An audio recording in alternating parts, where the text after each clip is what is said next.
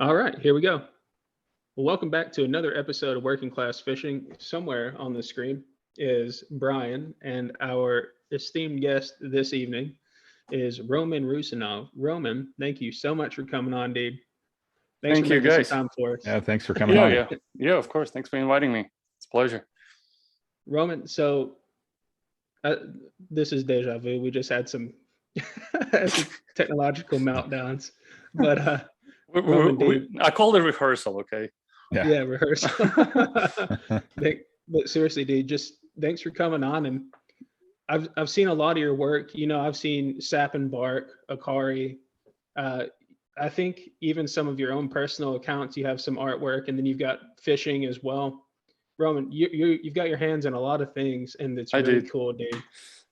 Thanks. And if you don't care, just I don't know, maybe share a story with us and just tell us a little bit about yourself for the viewers here. Sure. I'll do the short one, and then maybe we'll dig into some of the things. My name is Roman, and I'm a designer, illustrator, and a maker. That's, I think, what I wrote on my Instagram thing. I had to kind of box it in the three things, even though there's way more than three. And lately I've been, kind of putting my, I guess, design skills into making the physical objects.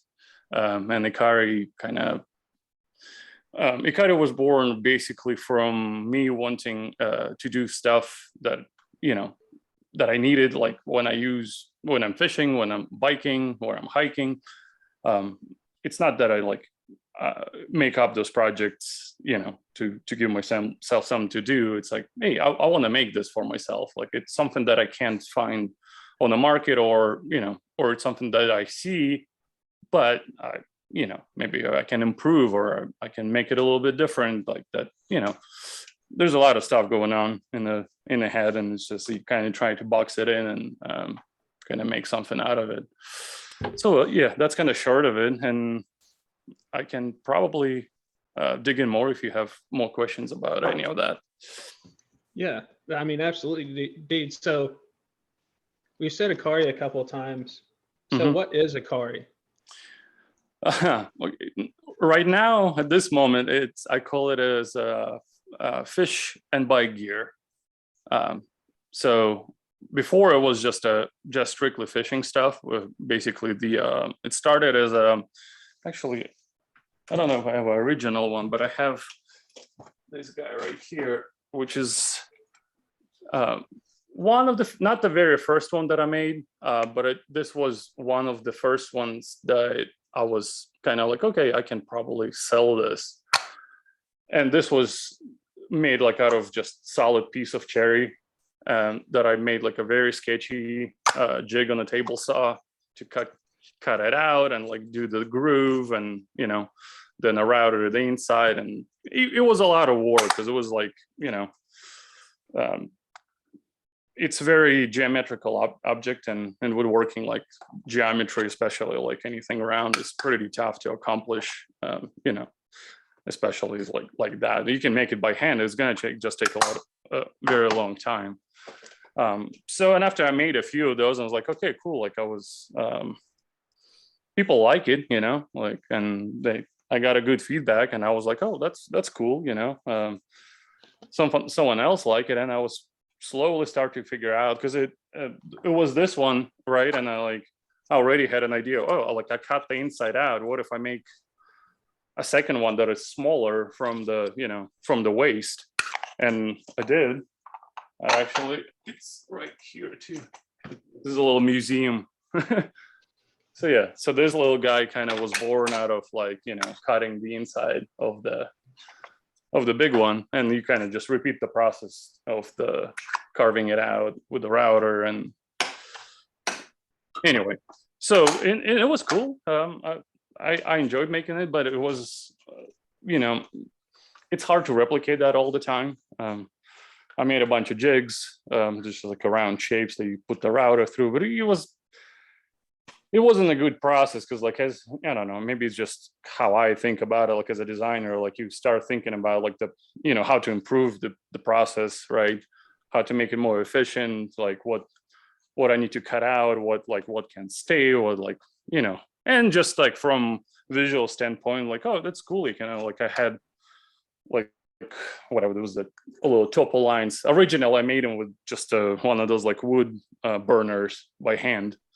And I kind of kept it, I still kept this design till I recently changed it, but I kept it going as a thing that I made by hand, but it's just kind of reformed into something else. And then I started to kind of thinking about what the manufacturing process could look like for those things. Like what would the factory do, right? Like how would they approach, getting those parts together? And the first idea was basically like it's obviously hard to make it out of a solid piece of wood, but if you slice it, because it's, then it's like, oh, then you just have a disc, and then you have another disc, and then it's like a smaller disc. And if you stack them up, it's all the simple shapes. And basically then you, I brought some props.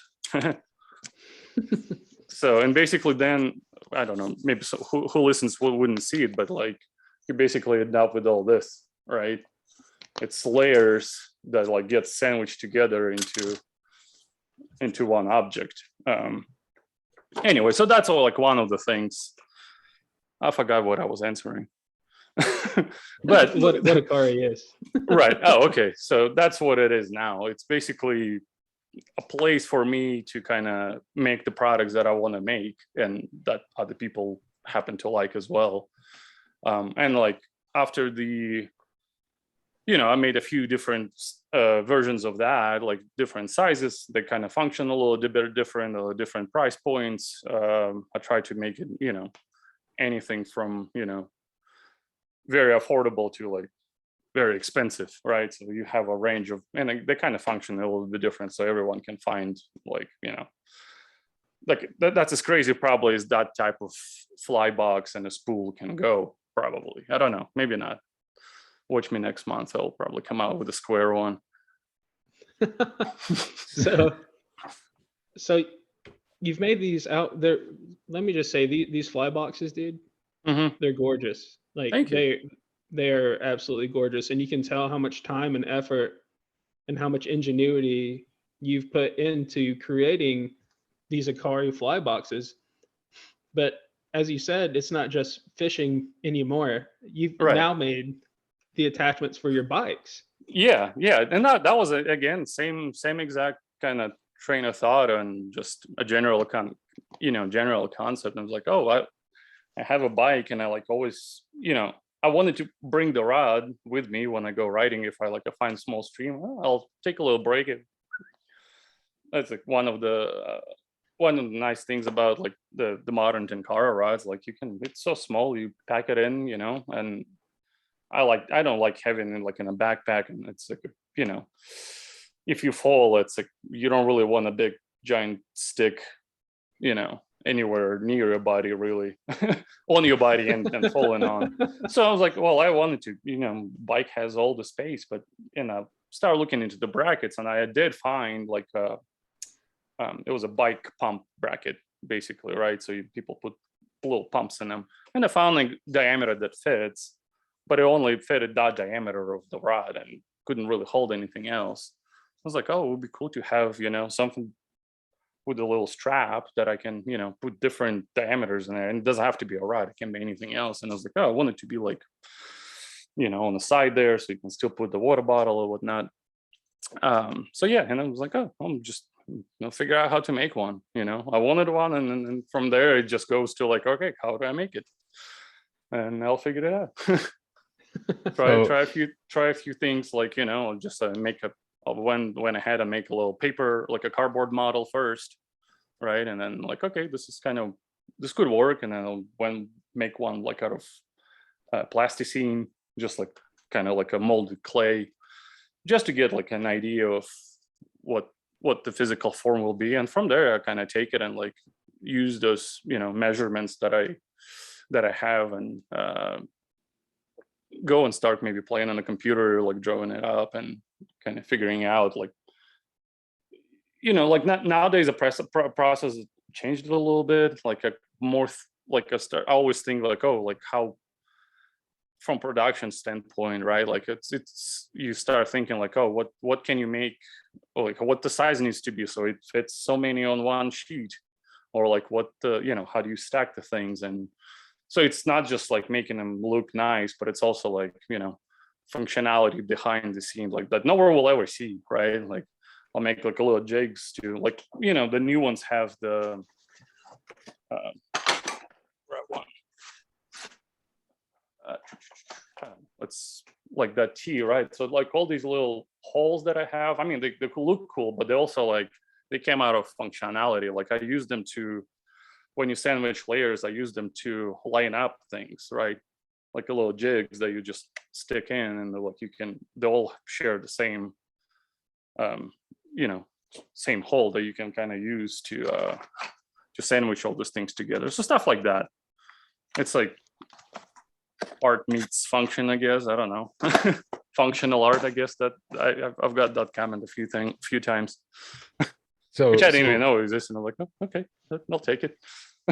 so now with everything that you've developed, Roman, it's basically came out of necessity for your specific needs, but then obviously there's a lot of other people that see the benefit in what you're developing and making as well, you know, especially with Indeed. the fly boxes, the magnetic top fly boxes. Those are just genius. You know, the way that you came up with that was just a genius way, because we see, you know, that used in a lot of functional art and in different types of applications, but the way that you've applied it to that's really cool.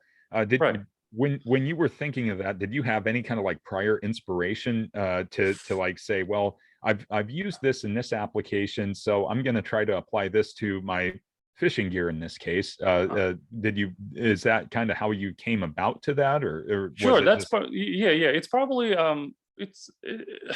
man, it's mostly like subconscious thing, I think. You know, I did think about it, but like the actual idea comes from I guess, you know, I didn't like what was out there. Like, I mean, I tried different fly boxes. I'm like, oh, this is cool, but it's just plastic, you know, plastic with the fiddly foam. I was like, I understand some people like it and it's totally fine, but like for me, it just didn't work, right? And like, oh, I was like, I just want to like open it, put it down. Like, I don't want to spend time trying to, you know, put the hook in and fiddling. I was like, I just want to drop it. I want it to stay there. I'm like, oh, well, the magnet will be perfect for this, right? And then like, oh, I don't want three different things. Why can't the box have the spool on the side of it, right? Totally, because you already have the, you know, one space that you're taking in your bag, and especially with, you know, any kind of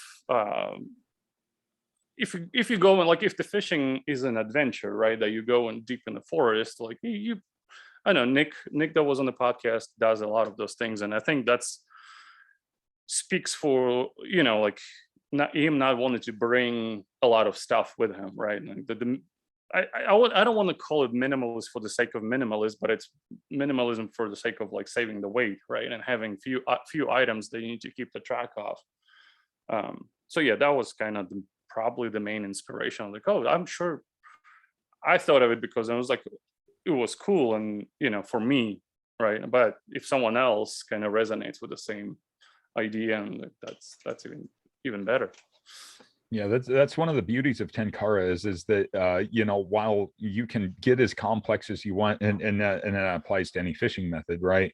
Yeah, exactly. And I like, and I wasn't trying to pin it down to just Tenkara, right? Like, sure, you can't really, you don't really spool many things in the Western fly fishing, right? I mean, I guess you can have a separate line if you want to, why not, right? Or a pre-made like you know, leader with the tippet. Sure, spool that and have that as a like quick access already with the fly, right? Like, why stand there for, you know, 15 minutes while you can fish? You just spool it out, take it out, and then go. Like, that was kind of the thinking behind it. I was like, maybe it appeals more to Tenkara users for sure, and because that's what I was doing. But I would even say though that a big thing about, you know, Western fly as we compare it to Tenkara is that the boxes of flies that you could potentially take with you out on the river can be endless. Oh yeah. But did you see that? Did you see that photo of that? Oh, what's his name? He's like famous, like elder fisherman. He had those like accordion, like metal boxes. Yes. You know what I'm talking about? Yep. Like, yeah. I've seen plenty of those living in the West. Yeah. You see somebody and it's like, what fly am I going to use today? And they open it up and it's like the inside of a fly shop, tilt up like display, there's like 800 different patterns. It's like, why, Right. But that, what you're doing is you're making a product that it's not limiting. You can buy 10 of your boxes, but the idea behind it is that I think about it in my terms of functionality, and you can fill a lot of those boxes with a lot of those patterns that work for you in your bag, in your vest, however you decide to go, or shove a couple in your pocket, go, run down to the river. And I think I understand the those guys that have like, multiple stacks of like a metal heavy box. It's like, I don't know, I guess I would compare it to maybe like an artist or like a painter that goes and, goes in the forest and, paints a landscape, right?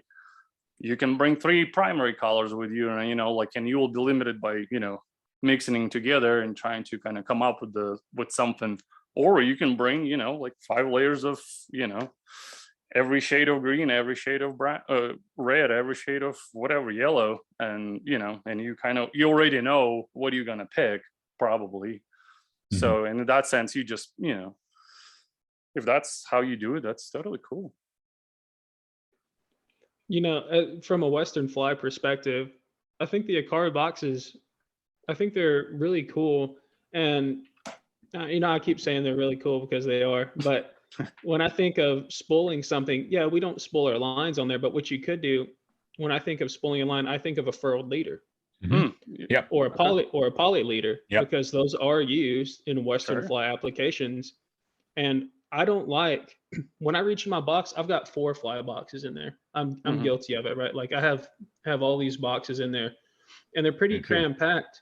But there's a lot of times to where I'm fishing like a little local pond or lake or something, and I don't want all that. So I've really thought about. I probably will be buying one here soon. I put a lot of thought into it because I want like 12 flies, a poly leader if I want to mix it up, and I want to put it in my pocket. Sure. It's a very pragmatic approach. To fishing. Right, totally. And that's why I like it.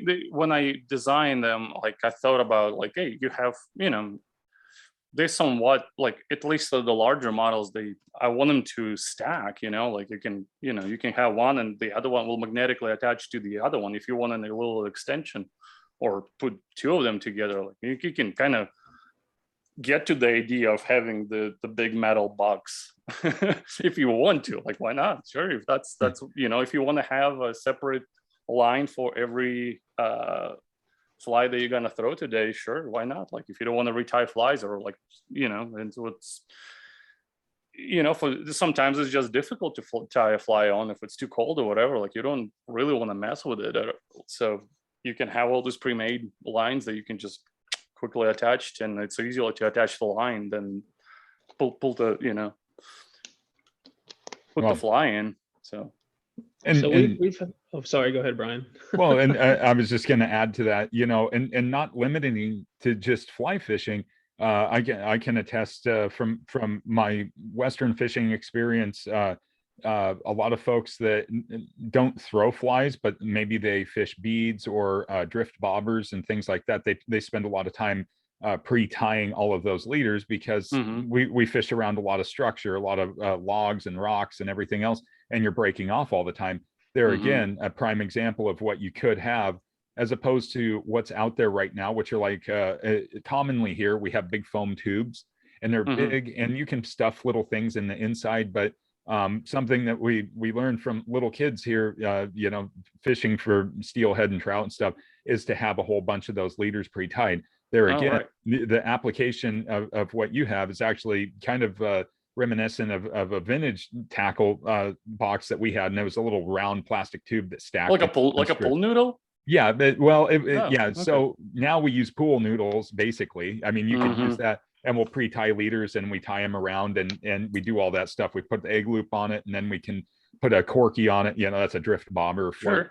But anyways, you could take your box, and especially with some of the design ideas that you're sharing with us now, you could have multiple pre-rigs. So your product is actually super versatile. That's the cool part of it. You know, it came from one function, and it has the ability to do a lot of other things. Right. It definitely acquired a few functions along the way. That something that, you know, I wasn't even aware of, and like I try to, you know, like make them as intricate, not intricate is a wrong word, as have as many functions as it possibly can without like having too many, you know. Like it's probably at the point that like, okay, like I probably got everything I can to get in there, you know, like having two lines that can be accessed separately, you know, and they both have like magnets on both sides and stuff like that. That's what I always kind of, you know, thinking like if, and it like all came from, you know, me going out there and using it, right? And I would use it. I always, you know, test what I make, and I'll think I'll make, oh, this is cool, but then I'll go test it and like, oh, it actually needs something else. Or sometimes I don't even know that, you know, it has it, when like I just have a thought, oh, like what if I, you know, add that in here and see if that works, and I'll go try it out. And that's another like I guess another thought of like having this on-demand production model, I guess, like made to order or on demand, like whatever. Well, on demand sounds different than like made to order, but it's actually the same thing. It's basically allows me to iterate with every single thing that I make, right? And that's the old version. And like I have, you know, basically I don't have a record. I mean, every single one on a photograph, but I have, you know, I usually save a version of like a batch, right? Like of a distinct version of the thing, and I just go back and look. Oh, it's just fun to remember how different it was a few months ago. Like I added this, I added that, I made this a little better, and stuff like that. And it's like if for anyone that's you know, bought the earlier versions, if something that, you know, I messed up, or like it wasn't a little bit not they all made good, but some of the engineering was maybe off, or like some of the part were fragile and people broke a couple, well, I just made them new one. That's fine. Like it's, you know, I'm not gonna ask them to buy one if they, you know, if something broke there. That's totally fine. And they get like a brand new, basically. What is it? What's the most recent one? So have you ever made any, for lack of a better term, upgrades or changes to your design that after making it, you asked yourself why? Sure. Yeah. No, I've definitely made a few things that, and I'll have to think about what they were, but there was definitely like a proof of concept kind of thing. And there were a few. I have one that I'm currently using for myself that has that, like the line separators weren't that great. It had like a bunch of little knobs, and they ended up being like crisscrossing them when you spool it around. But then it's, again, I don't look at it as like a, you know, any kind of failure, or it was just like, oh, it works, you know, like it still works, but it doesn't work as I want it to work just yet. So I'll go to second iteration, you know, or third one. Sometimes I think like the which one is it? This guy, I'll tell you. This is the large ones, one of the new large ones. I'll tell you what version is this. This is version 5 now. It says somewhere in there. That's cool. So this thing went from, you know, 5 iterations, basically kind of what from that to this now. So, and I've obviously it has like way more functionality and stuff to it, you know, like the magnetic clip and the rotating the rotating lid, stuff like that. No, that's super cool. Like, you know, are you going to get that patented? I don't know. I mean, that's again, you know, one of those questions like, what exactly am I patenting, and like, or if I patent it now and it's changing tomorrow, I've patented the thing that I've made yesterday. I don't know, and it's really expensive and stuff like that. Mhm. I haven't really worried about it all that much. So we've talked a lot about your products, and they came out of necessity for your adventures, right? Yeah. So you mentioned Tenkara, and we've had several Tenkara anglers on here. Sorry, my cat's trying to kill me. So how did you get into Tenkara? And if I'm not mistaken, you're from North Carolina, is that correct? Correct. Yes, I lived here for 3 years now. Is it 3 years? Yeah, 3 years now. So a lot of Yeah. small water, and I don't mean in like that in a bad way. I just mean like there's a lot of really great mountain streams where Sure. you are. Right. So what drew you to Tenkara, or maybe even what got you into fishing, man? Yeah, no, that's a great question, because it's I think it's again just a line of events that, because I haven't fished here like since when I moved, and first couple of years I haven't really fished all that much. I mean, I would even like before I would do fishing here and there, but I grew up fishing with my dad on a lake, and we had this just like a man-made big, not very big, but just a man-made lake, and he always had a boat. Actually, we had a boat that we made like when I was a little kid. We made like a wooden boat. It was called Blue Shark, and I think my dad didn't flip one of the stencils correctly, so it was S backwards. It was pretty cool, but he actually made it like in English. It was probably the most badass boat, you know, over there. Really heavy. It was just all, you know, probably like I don't know, half an inch wood, kind of old school, like really long, skinny, like a big up nose. So yeah, I don't know. He would just like, and it was really heavy, really like it was a workout just to get into the middle of the lake, because he made the oars probably, each oar is probably, I don't know, 20 pounds or something. So it would be a workout just to get anywhere. And he would use these fishing poles that I think most of them were man-made. It was a bamboo pole that was basically sewn in like 5 parts, and he had just basically had like a brass fittings to each part, and they weren't like you know, like old school like Tenkara rods with just like a straight as an arrow. These bamboo rods were whatever shape they grew in, and so that was kind of the fishing setup. So he would have like 6 or 7 of those set up, and we would just sit and wait for, you know, fish to bite. So I kind of grew up on that, and then like when I saw the Tenkara, I was like, oh, this is like very similar. I mean, sure, it's a telescopic rod, but the idea is just the same. My dad even had like those I think it was just a little brass hooks to spool the line on the rod itself. That's how he stored his lines, because he didn't really care if they were, you know, kinked. It didn't really matter, because you just in the back of the boat and you sink the thing all the way to the bottom, and you just sit there and wait. But the idea, like the general concept of like this collapsible rod with the line attached to the end of it. And I started I think when I started to fish, I just went to Walmart and bought one of those $40 Cortland rods.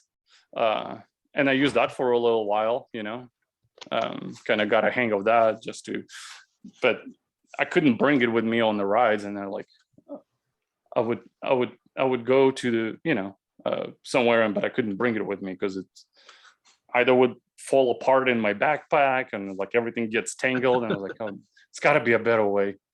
And my partner got me a Tenkara rod to try out. So, and that was kind of start of it all.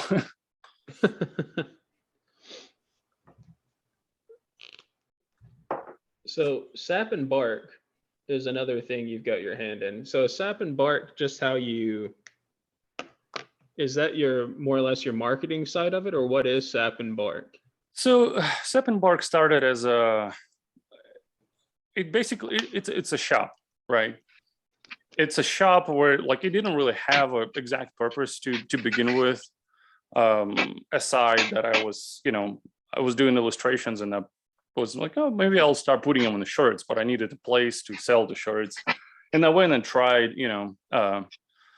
I've tried some of these like a big artist websites where you can, just upload your art, but they will sell it under kind of their name.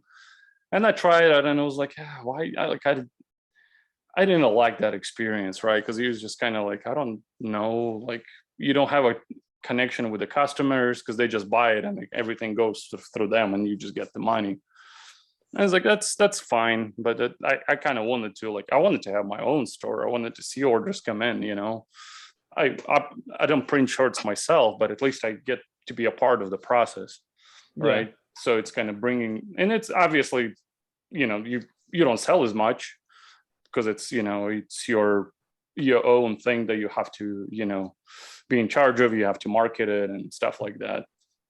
So it just became like this umbrella for like, if I wanted to make something, this is where it's gonna sell at my shop. It's like if having your retail space somewhere, like so that's the idea. Well, dude, I can get behind that.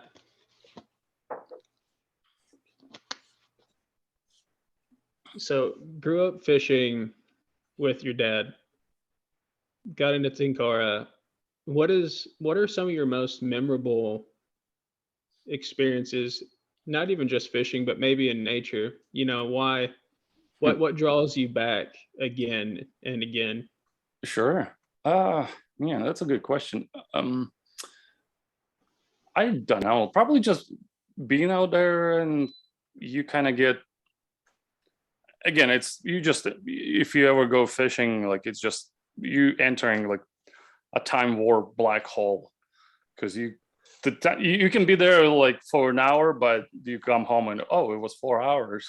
Like, where did the time go? Like, and it's like one of the kind of key factors that's always like anything you do, like if the time flies fast, then most likely you enjoyed it, right? Or you were busy enough to kind of be in the moment and kind of doing the thing without like thinking about anything else. So the time usually flies faster that way.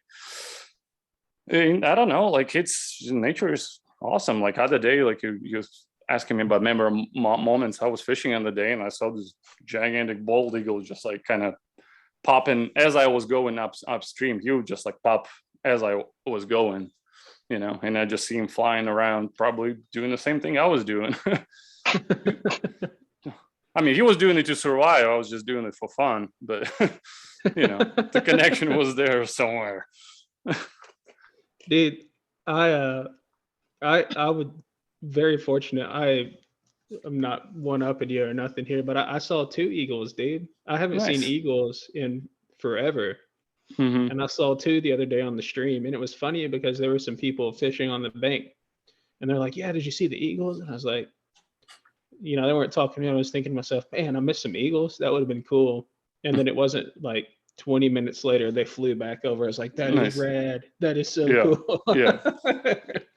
I didn't know they get that big. I was like, there was a pterodactyl. It was just like probably like 10 feet wingspan. Just I saw the shadow. I was like, what? And I flew off. It was cool. But stuff like that, and once in a while you'll see just some other things beside the. I mean, obviously, fish is a fish, but then you'll see so many other things, little snakes, a little, see bear once in a while, otter, all sorts of stuff. and it's, it's just, and you find new streams, new places, and everything. Like, you would think it's just like, oh, it's a forest and it's forest water and the rocks, but like everything is different, right? Like, even within 10-mile radius, you go to different places that will have different things. They'll have their own character, and I personally like that. Just to ability to switch it up. That's probably, I'm fortunate to live here because you have millions of those, like you were saying, millions of small streams that you can go exploring. You never know what you're going to find. Sometimes you'll find nothing, which is fine, but sometimes you'll find something. Yeah, that's always a fun part of the adventure. You go out and you can see so much when you're out in nature. It's a lot of fun when you have that opportunity to do that. So, it's just an incredible experience, and being where you're at. I've always heard how cool it is. How much wildlife is around and how active the wildlife is, and all that. So it's just that's cool to hear you say that, like, hey, we're seeing all this stuff and everything, and it's a part of the enjoyment, and right, and how that all came together. Yeah, and everyone finds different rhythms for them, like, it's not necessary. There's no blueprint of what you should do, what you should not do. Like, if you want to just find one hole and fish every single fish out of that hole, that's fine. Like, you don't have to hike 20 miles upstream to, like, that's not a prescription. But like, if you want to try it, sure, why not? Go ahead and try it. You never know where you might find or what you would like. And that's, that kind of applies everywhere too. Like, it's not just fishing, and like, it can be fishing elsewhere, or like, trying different types of fishing, or trying stuff that goes along with it. And, it just spreads however far do you want it to go. Yeah. So earlier you were talking about in regards to bicycling or mountain biking. Is that with Sap Bark, Ikari, all of that stuff? Are you looking at doing some more stuff in the biking part of the business as well? Sure. Yeah. I have a million of ideas. Ideas haven't ended yet, so which is good, because ideas are good, but since this is like becoming really almost, I wouldn't call it a full-time job, but this is it consumes basically most of my time, right? I still do some other design consulting just to kind of fund the thing, right? The thing funds itself as well, but it, from perspective, like, once you start making some, not as a hobby, but as like a thing that's out there in front of people, you kind of start thinking of like, what would be successful, what is it, is this a cool thing that I can make that people actually be interested in buying? Will that solve any of their problems they have? And I do that. Sometimes I'll just, if I have an idea, like whatever the small audience I have so far, they will, I'll put a question on there, like, is this something anyone would try out or would be interested in? And sometimes, the audience itself will kind of dictate what this thing could be, or I'll just look around and find some inspiration elsewhere, like in completely different industry. I'm like, oh, maybe I can apply this here, maybe this could be a cool little mount for something, and stuff like that. So, and then I guess as far as other materials, that right now you work with wood, are you looking at doing some other materials? You made the comment that you're a maker, and when I think of makers, I always think of somebody that does like ABS or PLA 3D printing. Are you looking at doing some other materials as well? When I made the bracket, when I made this guy wasn't, well, obviously I can make a bike bracket out of the wood. Sure. Right. So I started looking into, what can I make it out of, right? Can I sure, but 3D printer is like what everyone would be like, oh, that's a kind of straightforward go-to thing. But then it gets complex once you get into usability of the product, right? Because it's, a lot of it not really made to be used, right? Like it's a printed material. Sure, there are some, like one of those new like resin printers that can allow you for more or less structural parts. But then again, it's a whole another investment, whole another kind of learning thing, right? Because that's if I wanted to make something, I will learn it if I find an application, right? So and I was trying to make something like, oh, the tools I already have. So I got the laser. That's how the Ikaris are made nowadays. But so I was trying to find like it is a plastic, right? It's a acetal, I think it's called. But since I make everything kind of in 2-dimensional, and then you kind of bend the 2 dimensions into 3, either by layering something, or you can bend it. And I happen to find a plastic that can be bent under heat, right? So and then you just kind of design it in your head, like, oh, that's all you got to do is to kind of design the 2D part and then make a 3D part out of it. So luckily with brackets and things like that, you can easily do that. It's more or less, a process of designing the thing and kind of figuring out all the engineering behind it, and like what can you bend, how can you bend it easier, like what will it break, you test the material, you find a finish for material and stuff like that. And is it rigid enough, is it flexible enough, like what the temperature ranges, like, because if like especially when you make anything like outdoor gear related, right, like does it withstand water, does it withstand really cold temperature, does it withstand hot temperatures, stuff like that. Well, anyway, and then that's what, like, when I started making them out of a solid piece of wood, sure, it could be cool, but like the solid piece of wood is like the most unstable material you can find. It will bend, it will crack, it will do all sorts of weird stuff, especially when it's just a straight grain, so it's cool for some stuff, it's cool for art, and but that's why we have engineered lumber nowadays. Yeah. Right. So you kind of apply all those things into, like, if you're making something, like, it has to be somewhat durable.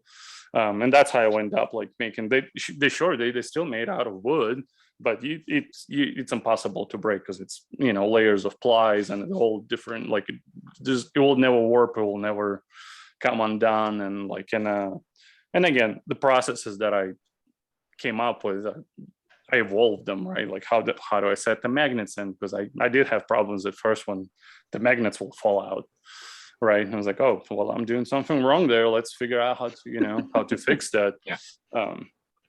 It wasn't a big deal just to glue it back, but like I wanted to, eliminate that completely, and I have. So things like that, or even just like material use, and like you end up with some like waste, but I basically use most of it. Like I have a couple, like you end up with just some fire starters, basically. A little plywood, and the most of the plastic basically gets used too. And I'll probably, like, again, all the new stuff that I come up with, there's a what is it, like 2 inches by 3 inches piece, like what can I make to fit it in there, because it's easier to get those parts out as one, and then you can do stuff with it. So stuff like that. And then that's like any factory would work, right? Like if you come up with a part for something and you try to order from a factory, they won't just, oh, we're gonna go and stamp your part out of this giant sheet of metal. No, they will probably fit it into some other job somewhere in some other part that either will be wasted or recycled. They will just fit it in there, and then you don't know what it came from. Yeah. So unless you're machining something out of like solid, then that's different. It is so impressive to me. I knew you put a lot of thought in this, but talking to you now and learning more about it, It's Mhm. impressive, Roman. It is. You have a beautiful mind and ideal for what you're doing. No, honestly, man, Thanks. that is so that is amazing to me. Yeah, I love creating things. You know, it keeps my mind busy. It's a good outlet for me. Hmm. And seeing that with you, it's on a whole nother level. It's not just, oh man, I like doing this. It's, we can make this better. This is how I'm going to make it better, and then I'm going to test it. Right. And if it's not where I want it, I'm going to fix it. Sure. And You know, again, not coming back to the whole, it's coming back to the idea of like making things, you know, as you go. Because sure, I could probably come up with a version of, you know, whatever version I have and go and make, you know, hundreds of them. But then instead of improving them, you're gonna, you know, put a lot of effort into selling them, right? Trying to sell them. Maybe no one's gonna buy it, you know, and then you're gonna go to someone else. So can you sell it? I'm gonna, you know, give you 30% off so you can sell it. And then you just kind of, the ladder just goes down very quick. Like you just losing value of what you just put into, and you're not really getting as much value out of it. At least like on those initial stages of like product development, it's really easy to kind of dig yourself in a hole and making too much of it and trying to sell it, versus sure, it's a little more it's more difficult to make them in like as you go, you know, just from you don't really know when order is going to come in, like how many orders are going to come in at the same time, or stuff like that. But so far I've been able to keep up, and I can expect certain things in like in, you know, in the short durations, what I can like, oh, maybe I'll go and make a couple extra parts. I'm 100% sure these parts not going to change, right? I have no plans for, you know, changing like some internal layers that just gives it height, right? Like there's nothing to do there. So I will probably go ahead and make some of those parts, so the other ones, and then you just do the assembly, right? Which is, of course, it takes time, right? It takes time to assemble, it takes time to finish, it takes time to prepare it, and it takes time to, you know, make the package. Like I make packages myself, like anything from the, you know, actual kind of product box, I guess, what do you call it, and up to, you know, all the stuff that comes with the box, like the little flyers, stickers. Obviously I'm not going to print myself, print the stickers, but then, you know, if I buy the shipping boxes, I kind of where is it at? Just add a little, you know, a little touch, like a little engraving, I spray a little color on it, so it's not just like, you know, random box. It's still kind of double function, right? So like, so you have the product inside and you have kind of this outer shell as well, but it's all kind of gives it the same experience, right? From just a shipping box, you open that, then you have something else, and it kind of continues. There's nothing that's there that's not mine. You know, one thing that it really made my day was, so Nick Mhm. and yourself, you have fly drops that happen Yes. every once in a while, and the Mhm. very first fly drop, you sent handwritten letters.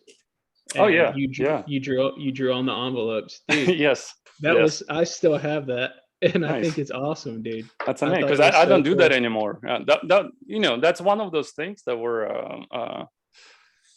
you know, it lasted as long as it lasted. I can't draw on every single box. That's I still write notes. Notes are still a thing, you know. But this is just like a little personal thing I was trying to do, and it was one of those experiments, right? Everything is like an experiment, basically. Like, oh, let me try that. But then from that experience, you kind of learn something, and you apply it to something else.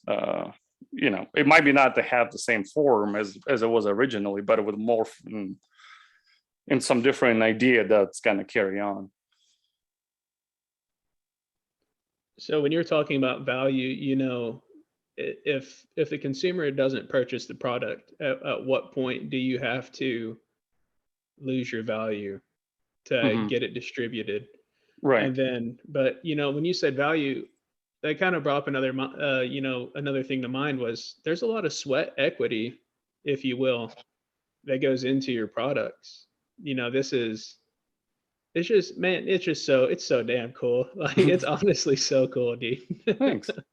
Yeah, and like, that's one of the like things that I like. Like, I mean, sales are cool and all, but like people just being excited, to use them. That's probably all you can ask for, is like people being stoked and like, wanting to be a part of it in a way, and things like that. And it's in a way, it's like, them showing the support as well. I understand that completely. I sell a lot of flies. I say I sell a lot of flies. I sell flies, not a lot of. And it's not so much the sales that I look forward to. It's the fish pictures I get afterwards and the funny stories that go with it. Exactly. It's being a part of that memory. Yeah, totally. It's really fulfilling.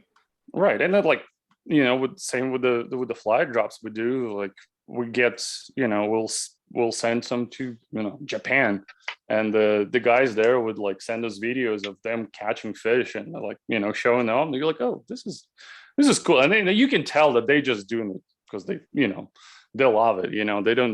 They're not trying to get anything out of it. They're just like, oh, cool. We caught it with your fly. Look at that. That's super cool. And we were like, oh wow, that's amazing. It doesn't sound like a big deal, but it kind of is. It is. No, it really is, because that's the home of Tenkara. Yeah. And on those two's Instagram, they're a couple. They like, I don't know, maybe a week later, they were fishing with, like, I'm drawing a blank on his name, but they were fishing with, like, Dr. Ishigaki. Yeah. They were fishing with him, and they saw Nick's flies, and they're like, he liked them, Yeah, and yeah. It was like, what did he say? He said something along the lines like, this was tied by a man with passion or something like that.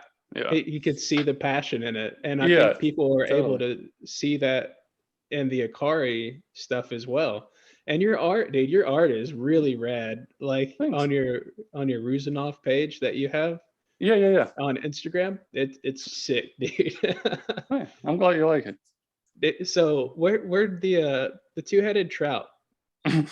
What was the idea behind that? I don't know. Shower thoughts or what? I don't know. Sometimes they just, okay. So this was whole thing with the initial, so like, from my design kind of perspective, like the brand development, like as like Ikari, I wanted to have like, okay, so the product is like handmade by me in the garage, right? Like, this is just it. The whole thing is just me. There's no one else, no, Nick makes the flies, right? But we make it really clear that he makes the flies. But the rest of it is just me. And then like, I wanted to make it look like it was this giant corporation, like it's like this crazy kind of like obscure entity that like you don't, and then like a lot of the marketing comes from this like very weird kind of like, what is this, like, is kind of almost confusing and mysterious, and I just like to explore that idea and like how I can make it like a little bit weird, and it's a different spin on the idea of handcrafting, I guess. Like that will be or like crafting in general. Like if you think about it, you don't really get the same entourage, right? It's usually like pretty straightforward. Oh, here's what I made, buy it. That's it. There's no other fluff to it and like story and like some kind of weird stuff, and like that makes you like curious, that was my idea. Just, and the two-headed trout is, there's weird fish out there here and there, and I just want something a little freaky. And like the recent ones were like where the three trouts eat each other in the circle. Have you seen that one?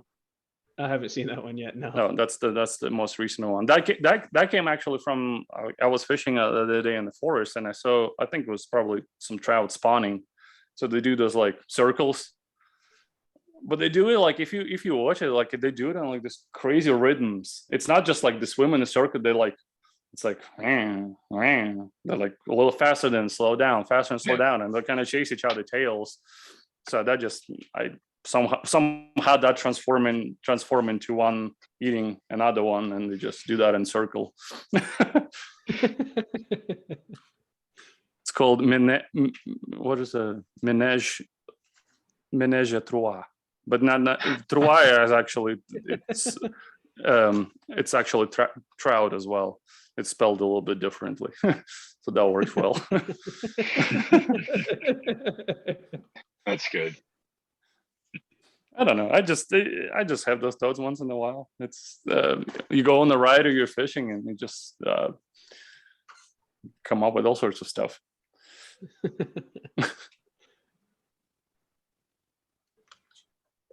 So I guess question I got for you here is anything you got kind of planned around the corner that you're looking at as far as you talked about maybe going to like a round fly box, or not a round but a square fly box, some of those triangle. How about outside of that whole realm of like tackle storage and things like that? Obviously the rod carrying, the tackle storage. You got any ideas cooking for some? I mean, you said you got a million ideas, but anything that's going to be really relative in that that fly fishing, tenkara, angling aspect?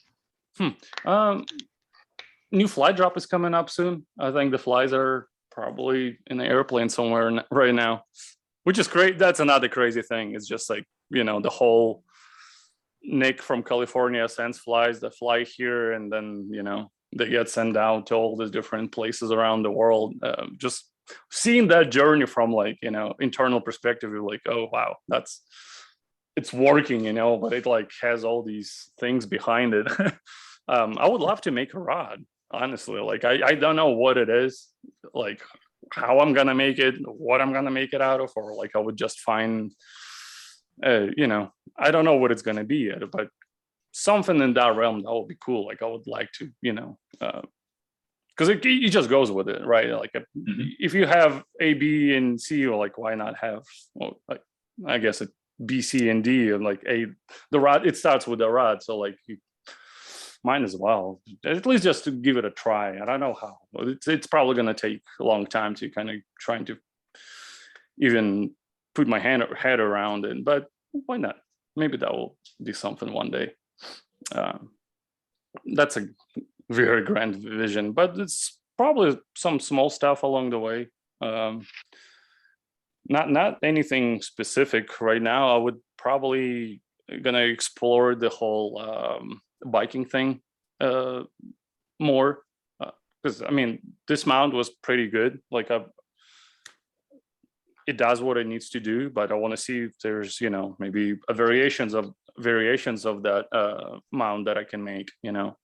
Different types of brackets and like in different places. And I have a couple of friends that are into bike packing, like I'll pick their brains, like, oh, what do you need? Like, is it something you're missing? Is it something that, someone haven't thought of, like, or is it just like you have some sort of problem with something like that we can maybe figure out how to fix or make it a little bit easier to do certain things, stuff like that. So I try to explore more of that.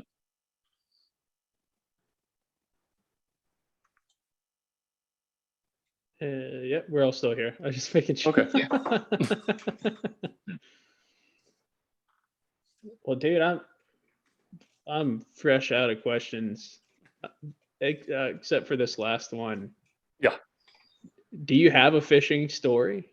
One that just comes to mind, that's. It doesn't have to be like... It's a bad story, but I do have one. It's not bad, but it's we went to where did we go? We went to Linville. It's like a big, like a national park, and we were creek hiking.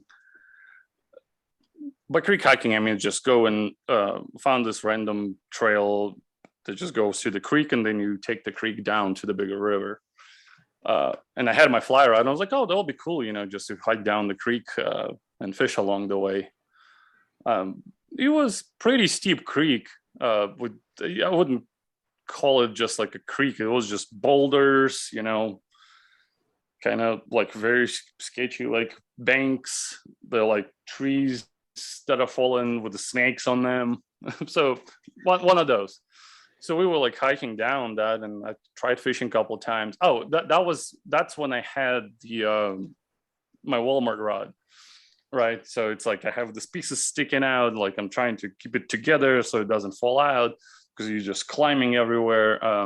So I end up just like carrying it around, which is not very convenient when you hike one of those creeks. And at some point, like we come to this, it's just getting steeper and steeper and steeper, just like giant boulders. And at some point, like I for some reason I was like, oh, this looks fine, it looks mossy, I'm just gonna keep going. And I slip, and it's just basically falling down a waterfall. Like it was just this like probably 200 feet, just like a slab of rock that goes down with slightly moist on the side, so you just keep sliding. So I had like start falling down that, and my partner and another dude just like staying in the back, they just saw me like disappear. So, and I'm just like sliding down, trying to like figure out, grab on something so I don't like, end up slamming into a rock somewhere, and like I find a little crack somewhere, like pull myself to the side, like, my heels are hurting, like, and didn't break anything, like just had a couple scratches. I have no idea how. Rod like laying somewhere on the rock. So it's a great fishing day. So, and then like they come up on the side of the bank, and it's just like super steep, like I don't know, like 45-degree, bank, and they just like, are you okay?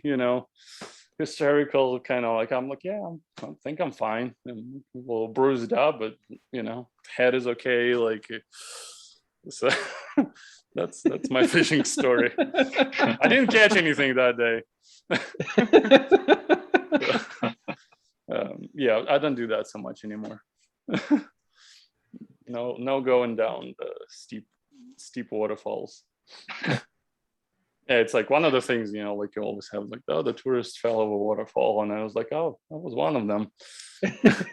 Yeah, but it wasn't like a major waterfall that you go sightseeing. This was just like, I glad I didn't get hurt, because like, getting any sort of rescue there would be like, we're somewhere, like I don't know how you even coordinate that. Like, oh yeah, it's just like a random creek that goes down in the river. There's no trails anywhere near.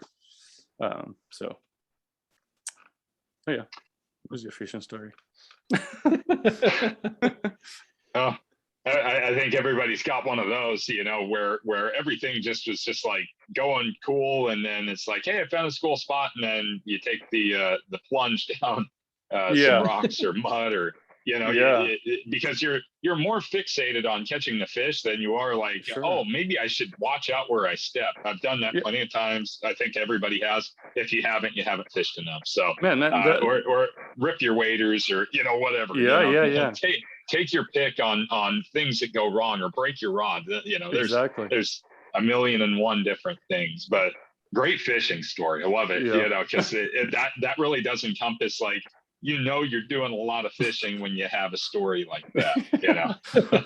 And so, man, that's the river, rocks in the river hurt differently. Like, even you just like they do. They do. Like, I mean, I've fallen in the mountain bike on the rocks, and it does hurt, yes. But like, just knocking your like shin, like especially if you're wet wading, so knocking your shin on like a small little rock somewhere, and you just like, it hurts more. I have a golf ball in my shin now, and it's just bleeding. Yeah. Like, I barely touched it, and you just like slip, I guess. I don't know, like what happens. Yeah. They're like, and the water is cold, so you don't really feel it until later. Yeah, you get out and you're like, God, that hurts, Yeah, exactly. It's like an ice bath at the gym or something like that, I guess. Yeah. Well, I'm gonna keep fishing so it doesn't hurt. Yeah, and just do that. It takes your mind off of it. Yeah. So, yeah, stuff. Yeah, like you said, I'm sure there's stories, but just you learn from those things too. Like, I'm probably not gonna do that again. You're trying to find limits and you find them and you're like, oh, maybe I shouldn't have found that limit. Yeah.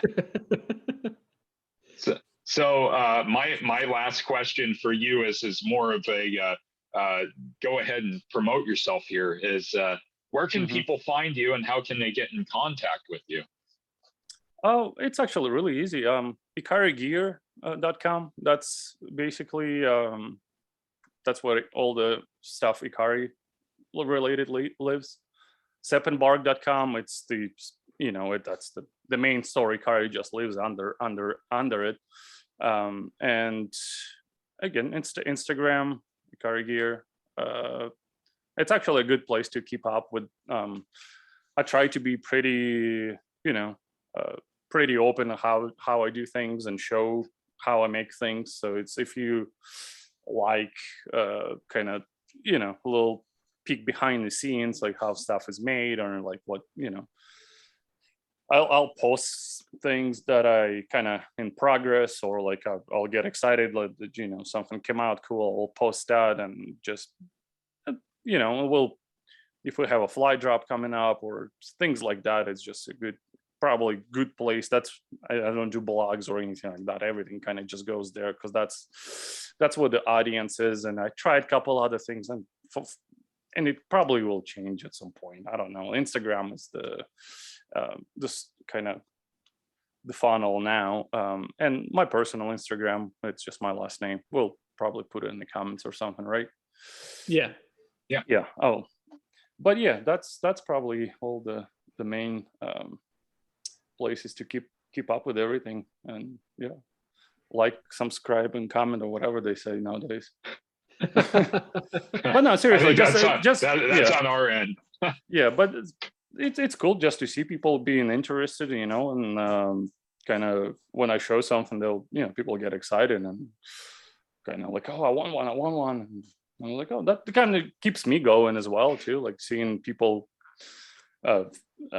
truly being, expressing interest in certain things, and that's how, like, the whole affiliate program kind of came to life too. Like, it's just, people like Nick and Aaron that were on podcast earlier, they had that kind of drive to them, and I'm like, oh, you guys, help me out, I help you out, kind of deal. And if they stoked on it, or like, they can probably make other people get stoked on it. And it's just, I'd rather do that than pay money doing some stupid ads or whatever.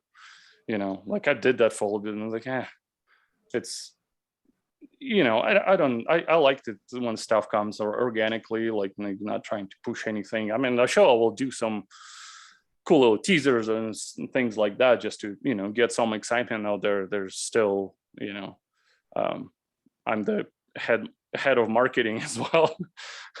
I just, like, I'll change my beanie to a different hat and do that kind of stuff a little bit. But having other people to share some thoughts and just kind of show out how they're using the thing, and like what they like about it or what they don't like about it. That's, everything is fine. Like, it's like, I'm not fishing for like positive reviews or anything like that. It's like, I would love for someone to find some kind of fault, like, or find something that they don't like or they want to change, or whatever. That's even better. And like, a lot of times I'll just send some like test samples for people to try and things like that, just to see if they, does it work, does it not work, what needs to be changed. And I test them myself all the time too. On the beta and alpha tester. So that's probably, as far as like a communication goes, that's good to kind of keep. And the website gets updated pretty regularly too. I'm trying to work on it as much as I can, getting, and it's kind of comes back to what all the things that, ideas are ideas as far as the new products go, but there's so much, kind of behind the scenes stuff that's like it's not like a separate list. It's like it's all under the same thing. Like it's like, oh, I need to go improve that. I'm like, oh, the product is good, but I'm like, oh, I just changed like 5 things, so I need to go and reshoot all the photos for every single iteration, for different color options, and you're like, oh shit, maybe I have too many options. Maybe I need to narrow it down, because you just go through these like cycles of constantly tweaking and changing things to, if I don't like something that myself, like, it probably needs to be changed, just because it's, it's hard to keep updating the whole, like, the bulk of things all the time, because I want to keep it fresh all the time. That's another thing. Like, I don't want it to become like just, oh, it's the shop is there, I just recline on my chair and kind of wait for things, right? I want it to be kind of dynamic, because that's kind of keeps me going and keeps me being excited about what I do and what I make, and versus just sitting back. That will just bore the hell out of me. Yeah, I guess that's probably why kind of answers the why I would keep doing it. And sure. Well, Roman, I just wanted to say,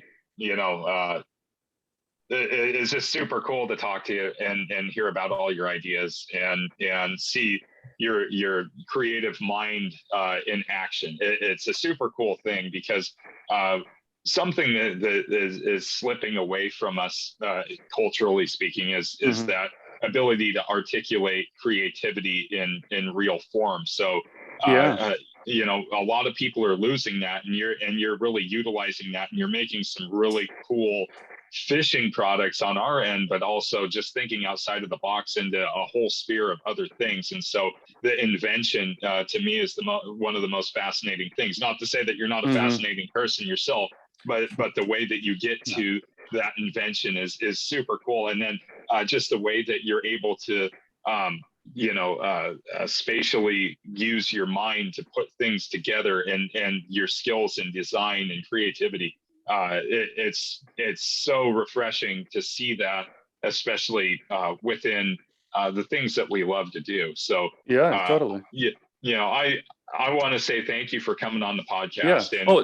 There's one more thing. It's like you were saying, it's, if anyone who listens, even to listen to this, if you have idea, just go explore it. Like it's usually worth it. I mean, worst thing that's gonna happen is just, oh well, you just move on to the next idea. Like, it's never gonna be like, oh, I tried and I failed. That's not, well, okay. Just come up with something else that won't fail or whatever. And it's like the maker community in that sense. It's cool. Like it's cool to be part of it, and I was always trying to figure out, like, how can I, I want to make things, and I usually just made things for myself, right? I'll make like a table, right? But I don't want to make 100 tables, right? I want someone to have a table, but it's just, not something I'm interested in, but I'm interested in this, and I want to make a lot of those, right?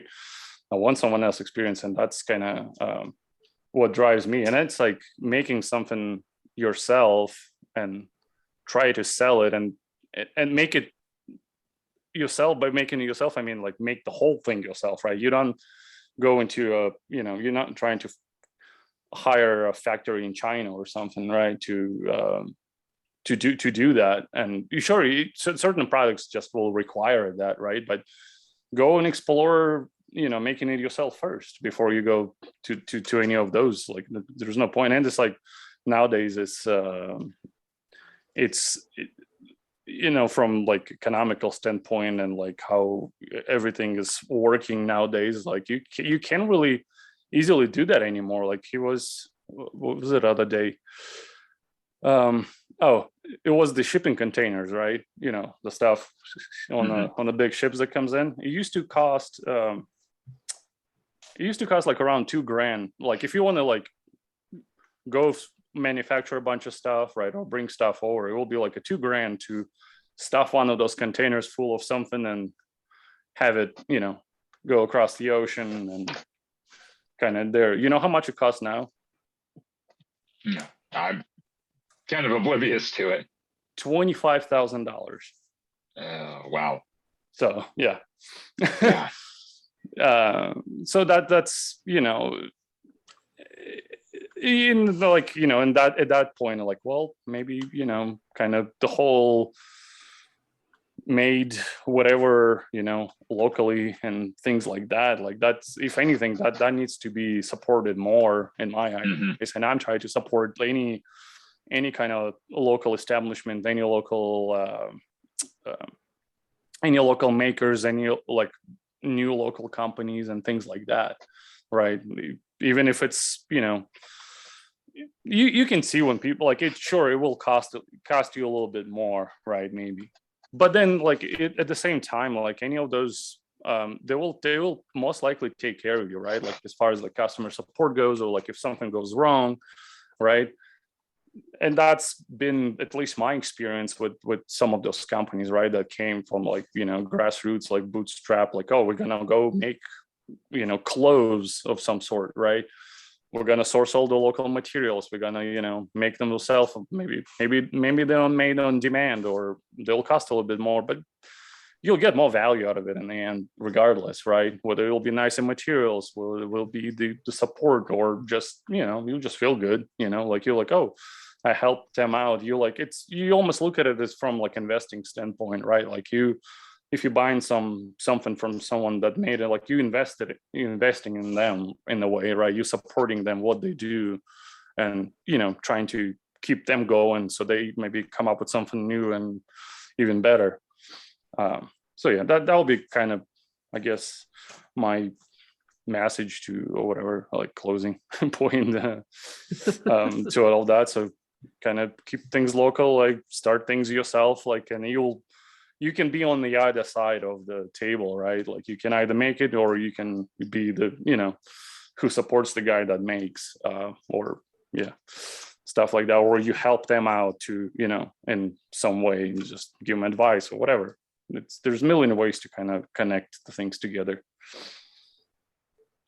So, and like, I'm sure you guys can probably relate to it. Like if you know, John makes flies, you know, like he probably gets both sides of those equations. If you know, I know John bought some of our flies. I haven't bought any fly from John, but like, I know what it takes to, you know, make a fly and distribute the fly, and everyone does it differently. You know, we do it one way, you know, and I'm looking for other ways to maybe, you know, bring other people to do the same thing, or you know, like there's other ideas that can be flown in from other fields, right? Like how it come out. Look, fly drops are not new, but like I wanted to approach for like, you know, almost like art standpoint. For me, to like fly tying and all that stuff, it's an art, right? It's an art, and like in the I guess in the Nick's case is like, it's almost like this very meticulous, like almost engineering. I was just talking today with my partner about it, and it's one way to, you know, tie a box full of random flies, right? That sure, they'll all be different, they'll look cool, but it's another way to tie a box of flies that all looks the same, right? Every single thing will be the same and consistent on all of them, and so stuff like that. It's like I forgot where I was going with it, but that's kind of the idea. Well, you heard it here, folks. Support local. Go check out Roman. Just, man, thanks so much for coming on, honestly. Yeah, of course. Roman, Yeah, it's been a blast. Pleasure. It's For been sure. A pleasure, man. Yeah, well, we can talk anytime. Yeah, absolutely. I look you guys forward know to my it number. Well, everybody, thanks so much for coming by. I'm John. That's Brian somewhere. And over there is Roman. And thanks so much for coming by. And if you'd like to find us anywhere, you can find us at Working Class Fishing on Instagram. Working Class Fishing Podcast on YouTube. You can find us on Anchor, Google, Spotify, Apple, all your major listening platforms. You can just check the links and feel free to contact us on anything, or even if you want to come on. We're always looking for a good story and learn more about y'all. Thanks so much for coming by. Like, comment, subscribe. There's your There moment. you go. Oh, cool, guys. Thank you again.